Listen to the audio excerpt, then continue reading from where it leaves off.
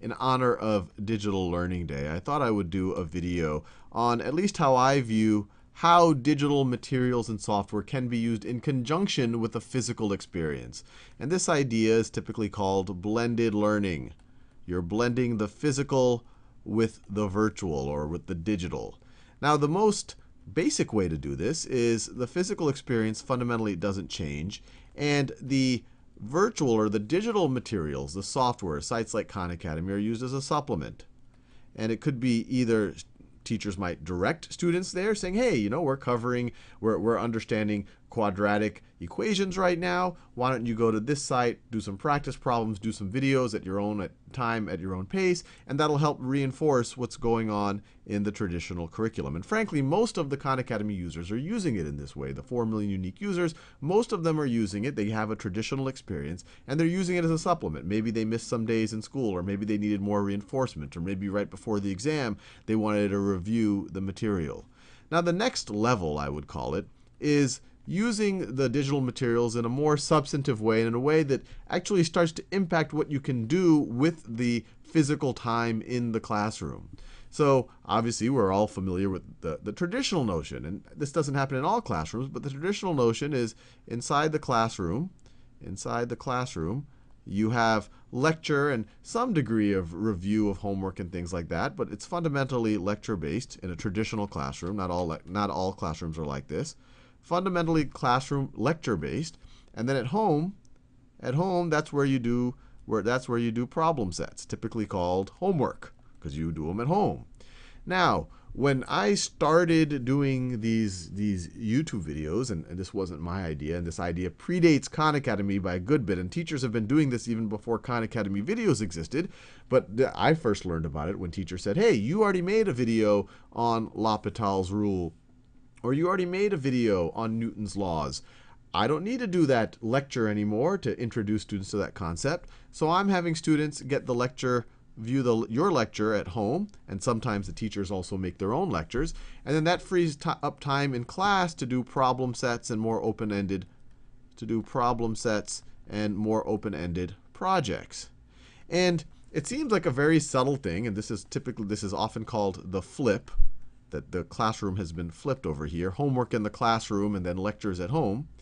And I want to highlight the fact this isn't our idea, this isn't, although it's become somewhat associated with us, but there are some huge advantages that happen here. One is that, at least in my mind, this is where a lot of the learning happens, where students are doing problems, they're engaging with it, they're actively thinking about it. The problem of doing it at home is when students get stuck. If they don't have an older sibling or they don't have a parent to help them, they just kind of flail around. They don't get feedback on how they're doing. There's also a problem with when you have the traditional lecture in the classroom. In a traditional lecture in a classroom, it's one pace for the entire classroom. If a student doesn't remember something from a few years ago, he or she's probably embarrassed to bring it up. And if they do bring it up, it might not even be appropriate for most of the classroom. There's no chance to pause and repeat. A lot of times, especially in college, students spend more time taking notes than actually trying to pay attention and trying to understand the material.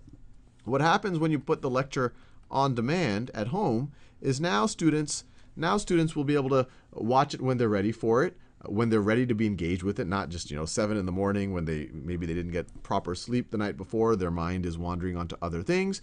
And probably the most important thing about this is that they can review things that they would be embarrassed, or maybe there isn't even time to cover in a class. If you're an 8th grader and you're a little fuzzy on multiplying decimals, there isn't an outlet for you in a traditional one-pace-fits-all 8th grade classroom, but now there is. You can go watch those more basic lectures to make sure you understand what's going on. Or if in an on-demand video, the video producer says a term that you don't understand, you can literally pause them and you can go look it up on the internet and think about what that term actually means. And there's sometimes people might say, wait, a lot of students aren't doing their problem sets right now. Well, won't they skip out on lecture if they weren't already doing their problem sets?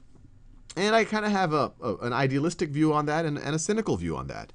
The idealistic view is I believe most students actually do want to do their problem sets. And the reasons why they don't is because they have trouble with it. And they find it not engaging because they have trouble with it. And they find it frustrating.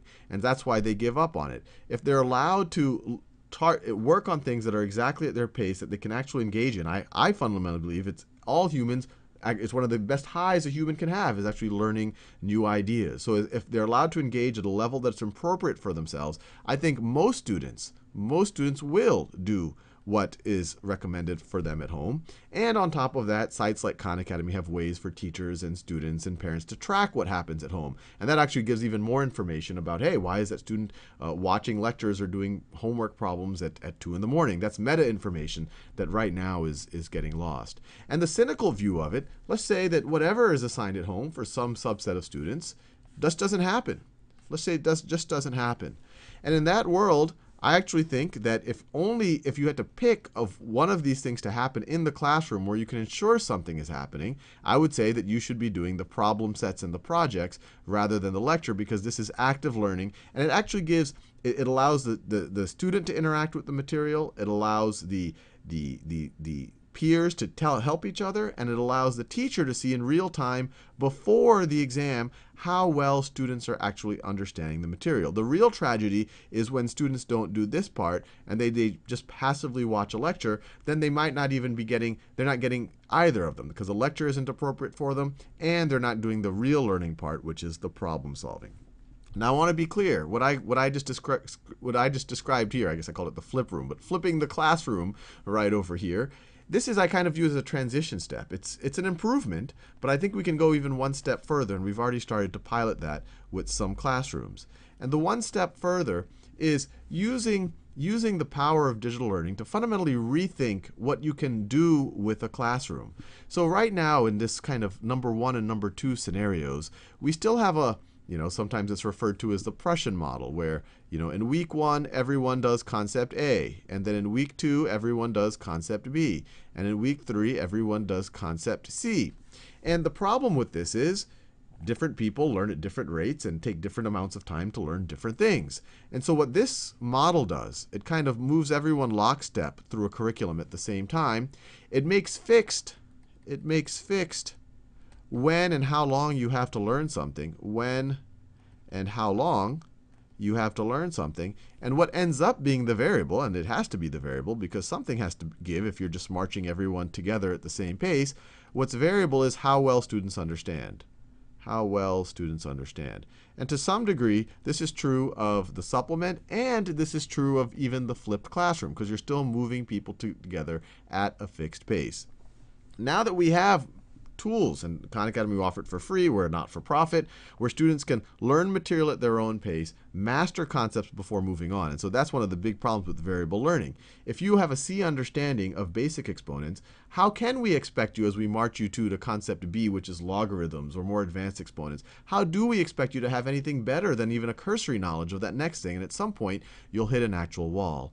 So what we're saying is, why don't we let students work at their own pace, so self-paced learning, and why don't we let them master concepts before moving on?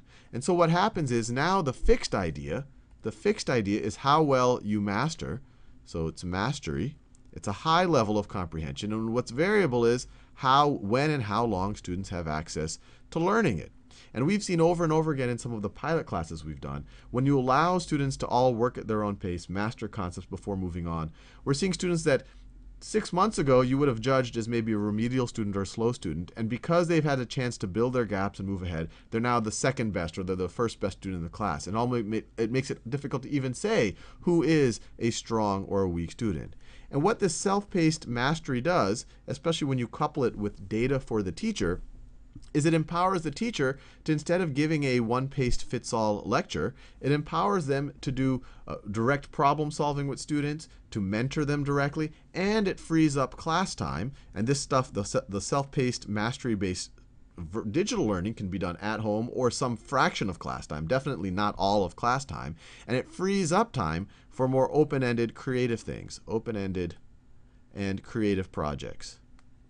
And the way I think of it, and we have been seeing this in some of the classrooms that we've been piloting, is if on this axis you imagine this is kind of breadth of understanding or breadth of material, and on this axis you imagine that this is that depth. So you can imagine over here, if something is sitting over here, this is very rote, and if something is sitting over here, this is very open-ended. So this is, if we view this row right over here as maybe math, so if math is over here, At this dimension right over here, this might be your times tables. And over here, this might be coming up with a completely new mathematical theorem, or using it to solve some algorithmic problem, or who knows what it might be, or starting or writing software of some kind. In my mind, what videos and software do is, right now, they're maybe right around here. They're right around here. They can definitely do the rote stuff, but especially in some of the videos, we take great pains to try to focus on intuition and conceptual development, and then we're working as hard as we can to do manipulatives and models and simulations so that students can start understanding things better. But as the software and the videos get better and better, and we think we are really in just the very early stages of this, what it does is it frees the teacher in the traditional classroom to have to worry about this. So right now, because of standardized testing and all of these type of things, classrooms are actually very focused on this part right over here. And instead of viewing the digital learning as a replacement for the classrooms, what it does is, if the digital learning can take care of this, it frees the classroom to focus on all of this, the classroom and the teacher. And frankly, this is what the teacher is better at. You need the human to do the mentorship. You need the human to understand the emotions of the child. You need the human being to really guide the student through rich, deep, open-ended projects. And as soon as you do this type of model where students are working at their own pace, there's open-ended things and creative things that they can do in the classroom, it allows you to actually fundamentally rethink what even the classroom might look like. If everyone's working at their own pace, do you have to separate students by age groups anymore? Do you have to separate classes that right now have artificial divisions, calculus and physics and algebra and economics? These are all related classes. Can they be merged so that students can start seeing the connections?